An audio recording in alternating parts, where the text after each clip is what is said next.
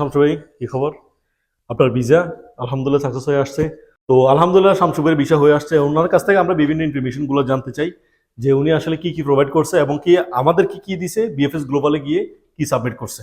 Specially আপনি কি কি প্রোভাইড করছিলেন যে ভিসার জন্য? আমি আসলে বলতে এনওসি দিছি, ব্যাংক স্টেটমেন্ট দিছি, আর আমার ট্রাভেল হিস্ট্রি ছিল। পিছনে 4 কান্ট্রি আমি ঘুরছি: ইন্দোনেশিয়া, মালয়েশিয়া, কাতার, উজবেকিস্তান। ওইটা কি চারো কান্ট্রি কি একসাথে ভিজিট করছেন নাকি না, আমি আলাদা? প্রথমে কাতার গেছিলাম। তারপরে দেন আমি 1.5 মাস ওয়েট করি, উজবেকিস্তান যাই। পরবর্তীতে আমি ছুটিতে বাড়িতে যাই। ছুটিতে বাড়ি যাওয়ার পরে 2টা কান্ট্রি একসাথে করছি। ওনার আসলে একটা জিনিস হচ্ছে কি উনি দেশ থেকে আসার কিছুদিনের মধ্যে অ্যাপ্লাই করে ফেলছে। অনেকে জিজ্ঞেস করে যে আমি তো দেশে গেছি ভেকেশনে, এর পরবর্তীতে আসছি, সাথে সাথে কি অ্যাপ্লাই করতে পারবো কিনা। যারা সৌদি আরবে পুরাতন তারা যে কোনো টাইমই অ্যাপ্লাই করতে পারবে, দেশ থেকে এসে সাথে সাথে অ্যাপ্লাই করতে পারবে। নতুন যে কোনো ব্যক্তির জন্য অবশ্যই 3 মাস বা 6 মাস আমরা ওয়েট করি ব্যাংক স্টেটমেন্টটা সেট আপ হওয়ার জন্য। যারা এই দেশে আসে, এদেশ থেকে ছুটিতে গেছে বা বিভিন্ন কান্ট্রিতে ভেকেশনে গেছে, তারা কিন্তু সরাসরি এসে অ্যাপ্লাই করতে পারে, কারণ তাদের ব্যাংক স্টেটমেন্টটা আগে থেকেই ওপেন করা। তো এমনিতে স্যালারি কি অ্যাকাউন্টে আসতো বা কি?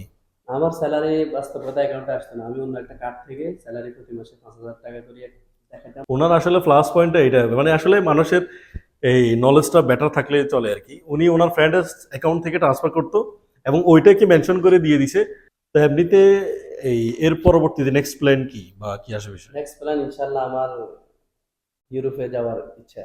ইনশাল্লাহ নেক্সট প্ল্যান আমি তুর্কি থেকে আসার পরে হয়তো 1-1.5 মাস ওয়েট করে অ্যাপ্লাই করবো ইউরোপের জন্য।